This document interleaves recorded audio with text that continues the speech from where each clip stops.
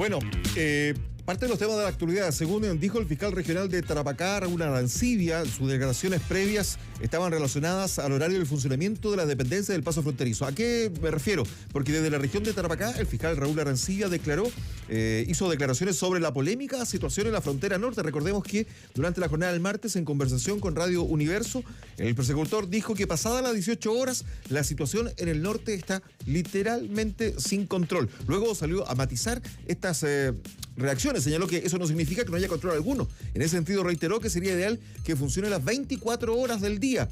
Igualmente Arancibia comentó que la distribución de la fuerza policial en la zona ha ido disminuyendo en vez de ir aumentando. Posteriormente el fiscal nacional Valencia también abordó los dichos. Señaló al jefe del Ministerio Público que el fiscal de Tarapacá debe tener algún fundamento, pero lo que le sorprende, dice, que manifieste una debilidad en nuestra frontera y de manera pública. Bueno, para abordar el tema es que hemos invitado a conversar al delegado presidencial de la región de Tarapacá. Está con nosotros Daniel Quintero, a quien agradecemos la gentileza de acompañarnos. Daniel, ¿cómo está?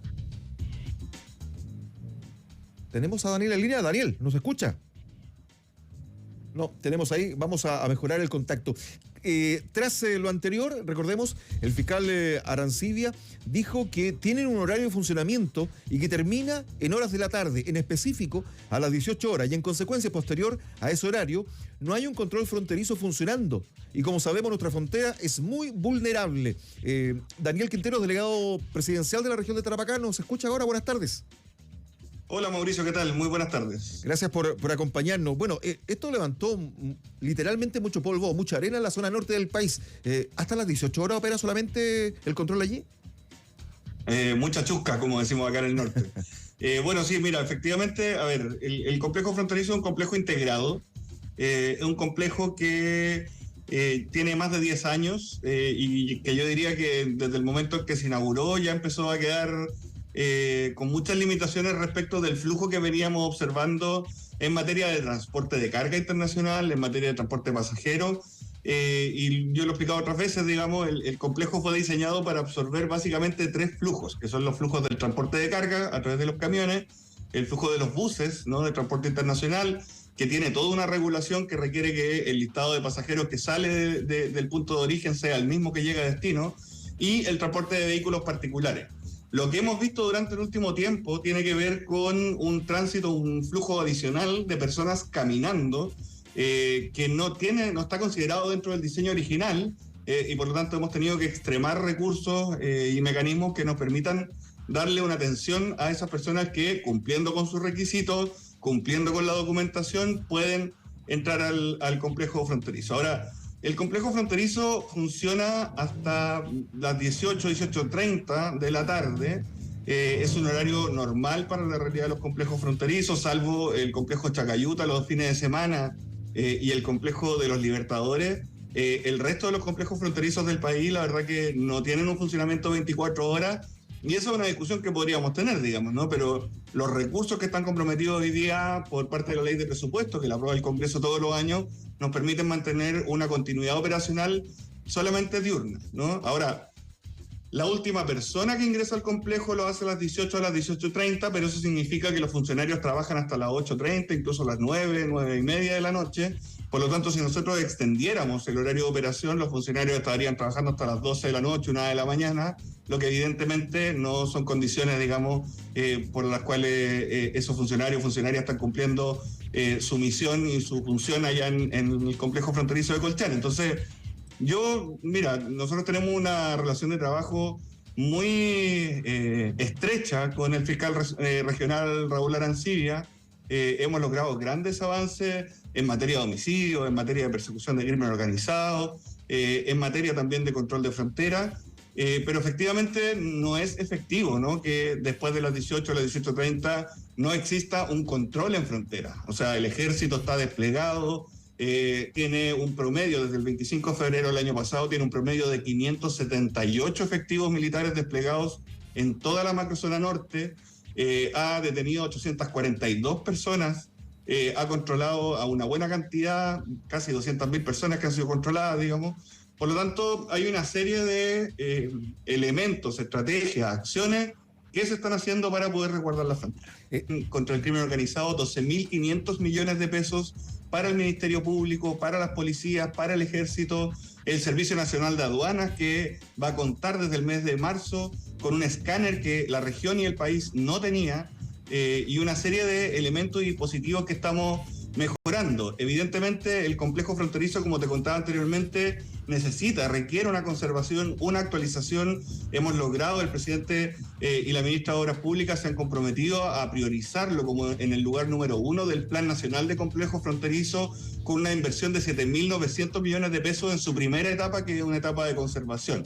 También, y ustedes lo han visto también por la prensa, hemos instalado una primera etapa de puestos de observación fronteriza de última tecnología, con capacidades que el país no tenía, como por ejemplo cámaras ópticas y térmicas que permiten capturar imágenes durante el día, durante la noche, que tienen un sistema de vigilancia donde los operadores, digamos, están en un sector blindado, que además es un puesto de observación que entrega condiciones dignas, habitabilidad, climatización, un baño, una ducha con agua caliente, una cocina, etcétera, con conexión satelital las 24 horas, con conexión a través de microondas.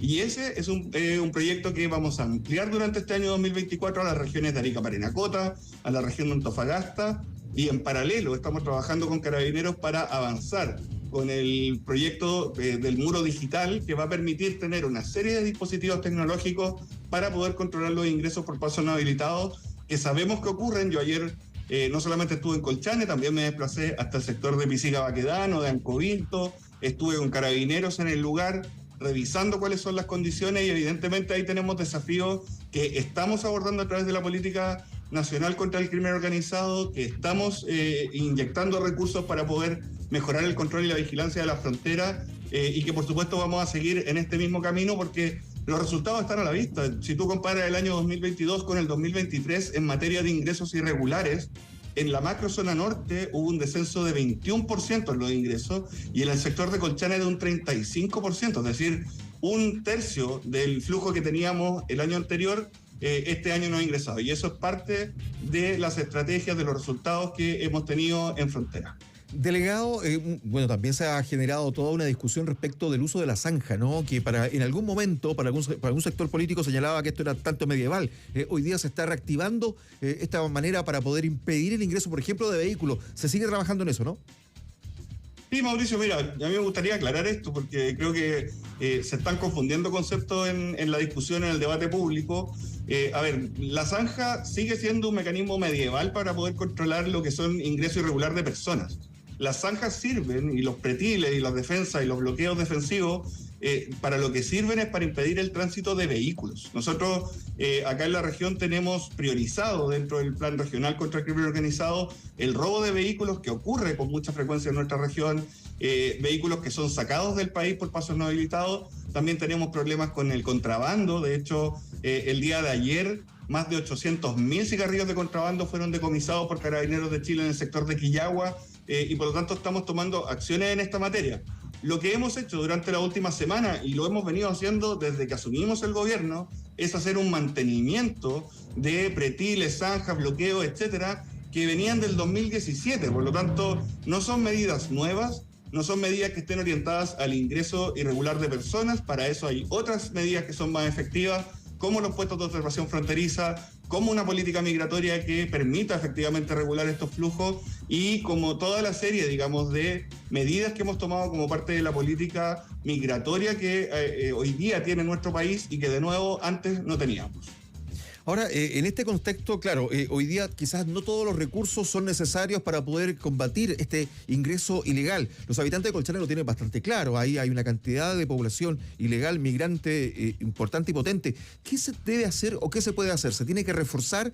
Hace poco escuchábamos al subsecretario del Interior que señalaba que en la infraestructura crítica es fundamental aplicar este concepto para poder controlar el ingreso de personas. A ver, sí, mira, dos cosas.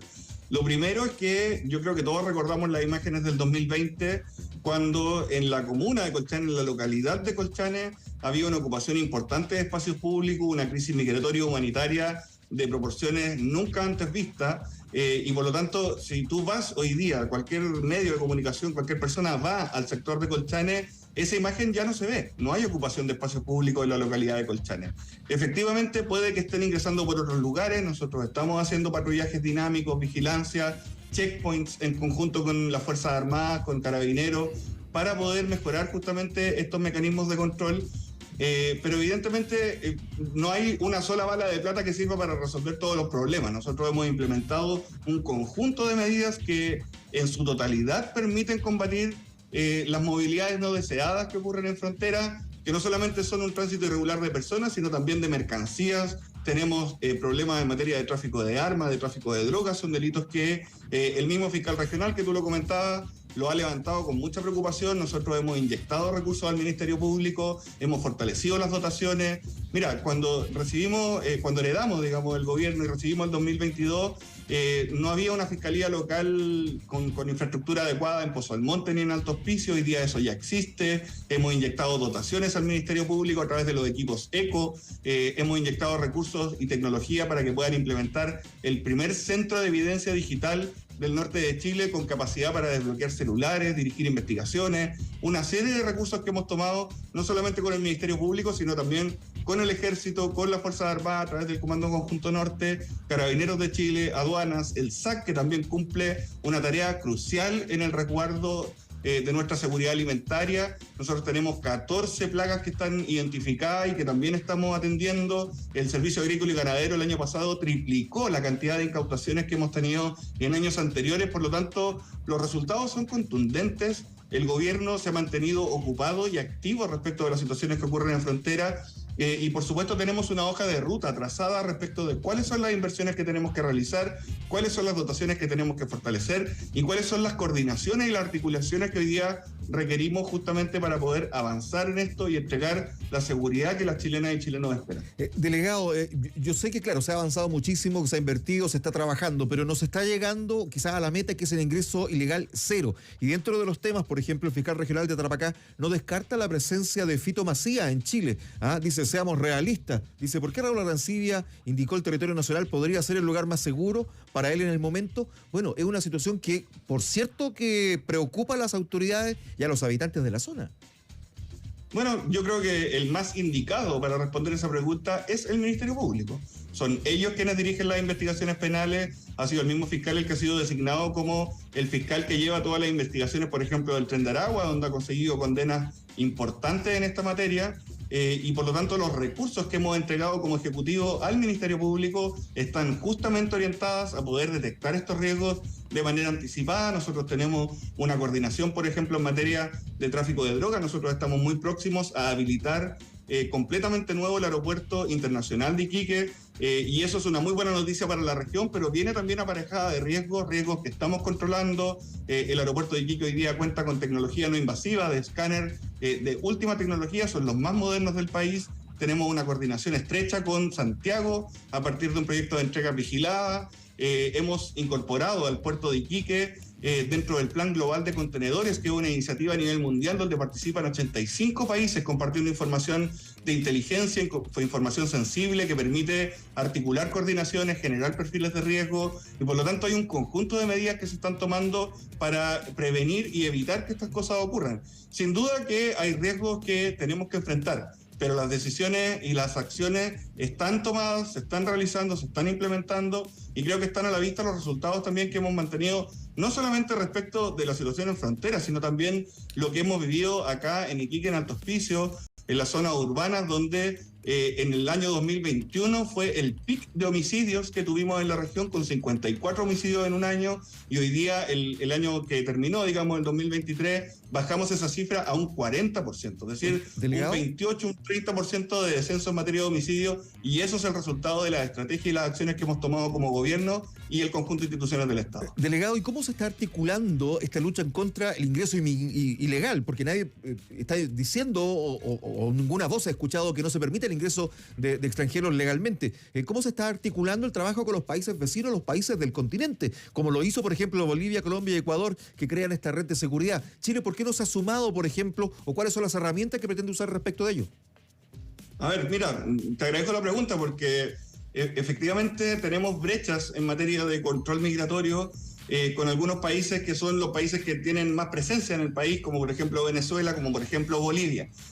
Chile no mantiene relaciones diplomáticas con Bolivia hace ya varias décadas y esa es una situación que para nuestro gobierno ha sido preocupante. Hemos tomado cartas en el asunto. El subsecretario Manuel Monsalve ha firmado un convenio de colaboración con las autoridades bolivianas, retomó acá en la ciudad de Iquique las conversaciones bilaterales al más alto nivel con el ministro de Gobierno de Bolivia.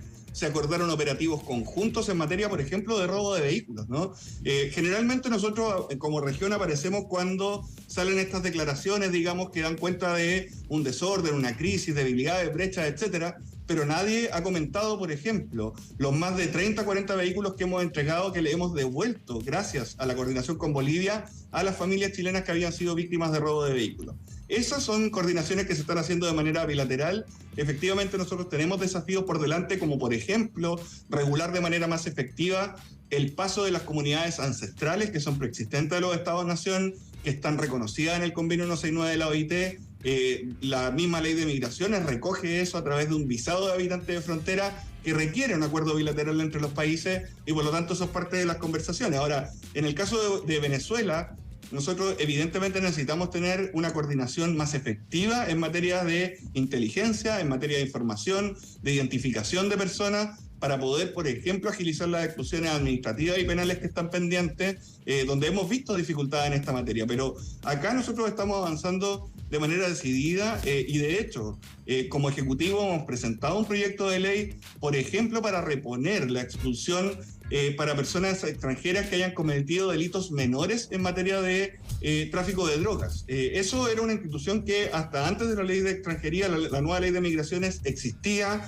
operaba y permitía hacer una gestión carcelaria efectiva. Hoy día esa institución no está, la ley de migraciones prohibió que eso ocurriera y por lo tanto nosotros hemos presentado este proyecto de ley que esperamos que todos los sectores políticos particularmente de esta región y del norte de Chile, puedan apoyar y aprobar, porque efectivamente nos va a permitir también, en materia de gestión carcelaria, tener una gestión más efectiva, evitar el hacinamiento que produce una serie de problemas asociados, y eso es parte de las conversaciones que estamos teniendo en este minuto. Delegado, quiero agradecer la gentileza de acompañarnos. Muchas gracias.